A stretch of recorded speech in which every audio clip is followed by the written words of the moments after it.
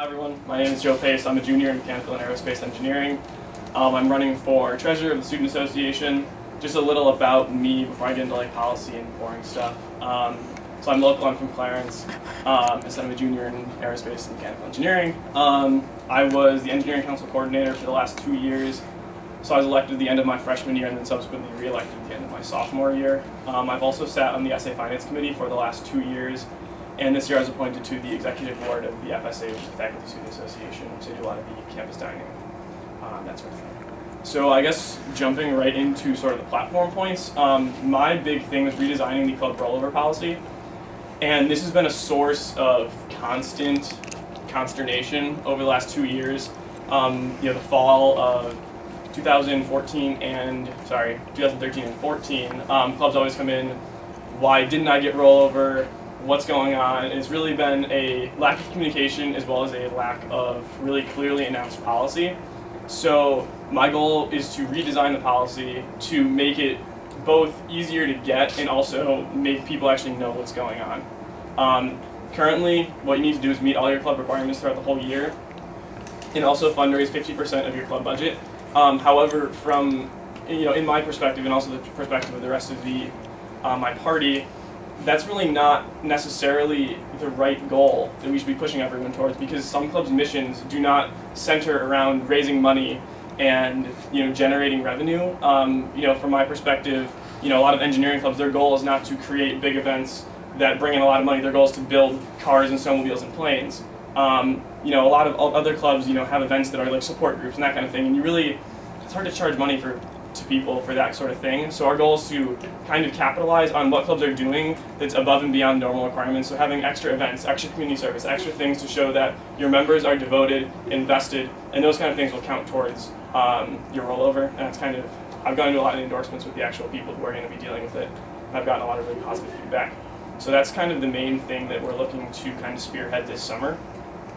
In addition to that, we're looking into some other kind of more advocacy points, as Sean and Apple have touched on, looking into things like food options on campus. What is there for people who are vegetarians or who need to eat halal or kosher or lactose intolerant or allergies or whatever. So that's something we're kind of looking to maybe use, kind of get a better student voice for. I don't know if anyone was at the town hall meeting last week, but there was a lot of discussion about that and kind of how the process will work. But that's kind of an advocacy point that we're really looking forward to, and hope that we can really make some headway on. We're going to create a budgetary conference line. So there's over 150 clubs at UB, and a lot of them are part of national organizations. They're affiliated with larger groups, and a lot of those groups have really big events in like a once a year kind of thing. So we're looking to encourage clubs to bring those events to UB. So they're really good both for the local chapter and also the university as a whole. I know, for example, SEDS, that's Students for the Exploration and Development of Space, they hosted a big conference here in 2012. There was a national SEDS chapter, so there were hundreds of students here, people from industry, people got job offers. So I helped work at that conference and administer it, even as just a freshman. It was a really great experience for me. So I think that helping clubs to bring those kind of events to UB will also create similar positive experiences for other people. Other than that, in terms of like programming stuff, we're looking to continue things like genre polling and really trying to get student opinion when it comes to like the larger concert series. Try to maintain what we did this year with having 3 concerts of different genres to try to really appeal to the widest swath of people that we can. That's kind of the main things I want to talk about. I guess questions. I know this is a little before your time. You were still a senior in high school when this happened, but we've seen, I've been here since I was a freshman, the power the treasurer position can really have, and I'm speaking specifically with a story I'm sure you've heard with the $300,000 application that a treasurer tried to push through. We know how much power this position really holds. I was hoping you could go through a little more with your fiscal experience and like what experience you have dealing with finances. Well, as I said, I was on the finance committee for the last 2 years. I also sat on the Senate, so I'm relatively familiar with the way the budget is made, the things that need to be taken into account when you are spending money. Over the last 2 years, I've personally dispersed or been involved with the disbursement of over $20,000 each year in conjunction with Engineering Week, Academic and Engineering Ball. So I am familiar with the essay policy. the way the PO system works. You know, I've done a lot of running, you know, between here and student life, so I do understand the way the procedure works. So in terms of, you know, familiarity and making sure lines don't get crossed in terms of, you know, policy and the way things run, you know, I am very familiar with that. In terms of, you know, speaking more to that sort of niche thing, that's something that is kind of, people need to, you know, basically be responsible.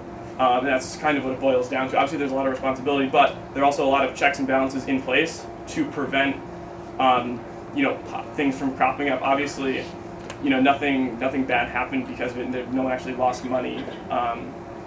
So that's kind of what I can say about that.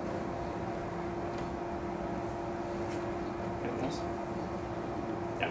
What is your course load looking like for next semester? You said you're a junior aerospace and aeronautical. Mechanical engineering. Yeah, aerospace and mechanical. So what are you looking like next semester in terms of credits? I think I have like 13 or so.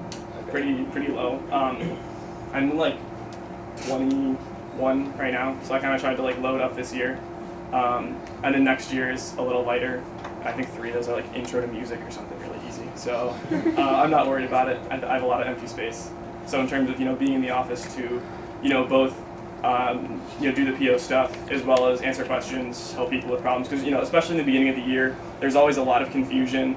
You know, despite orientations and instructions and how to do stuff, you know, new e-boards are always a little, you know, confused, especially when, you know, they're putting in their first few POs, you know, kind of how to do stuff. So we're, you know, I definitely want to be around, you know, and in the office for hours every day to kind of field those sort of questions.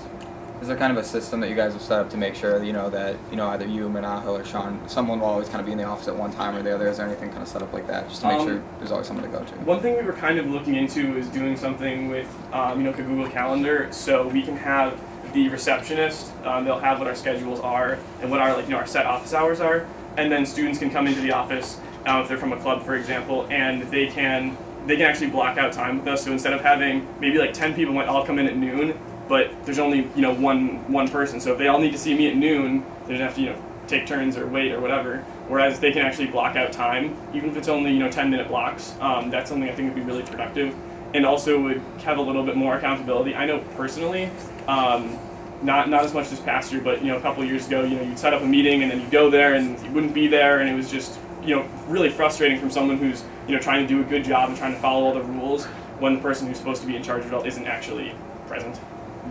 So that's. Yeah. You brought up, and I think clubs have raised this a lot in the past, with the raising 50% of the budget.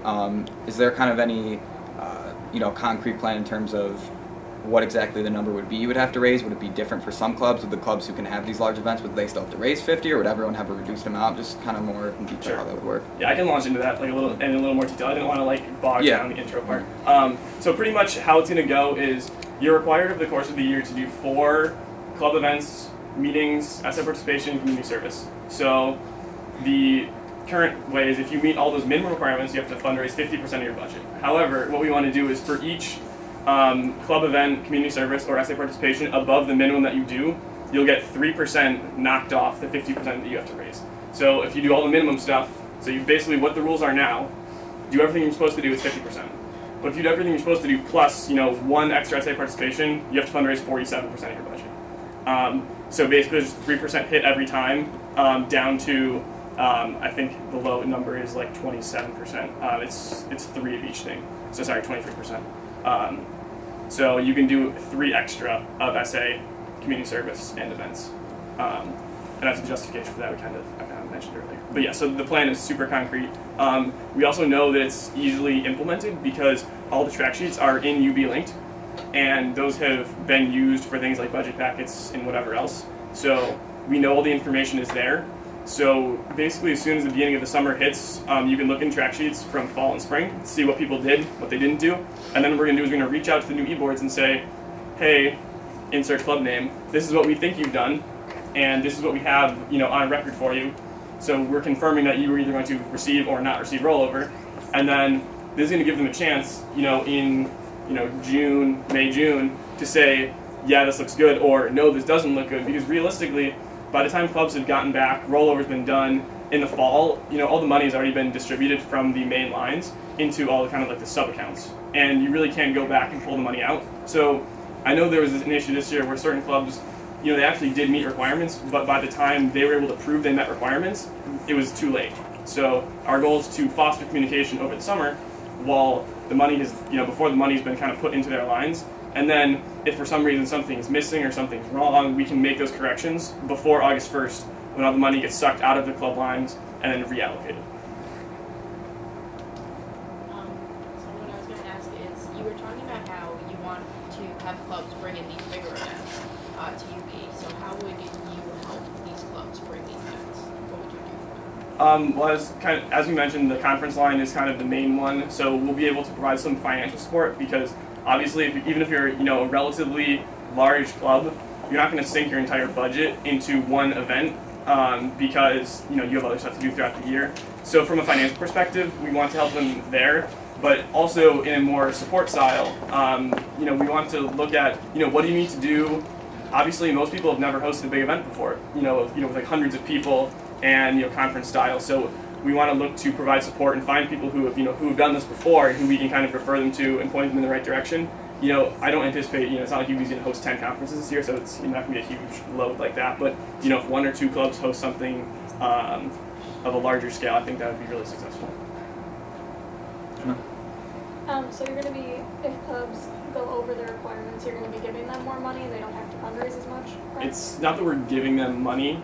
Basically, they're getting to keep the money if they already had it in their lines, assuming it's not more than what they So it's not going to impact like outside programming and like things like Spring Fest or Fall Fest? Like it's not going to take away from other budgets? No.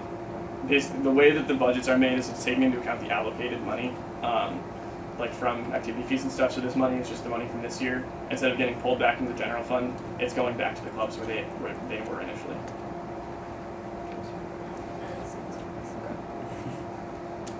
Anyone else? We good? Okay, thanks, Joe. Thank you so much.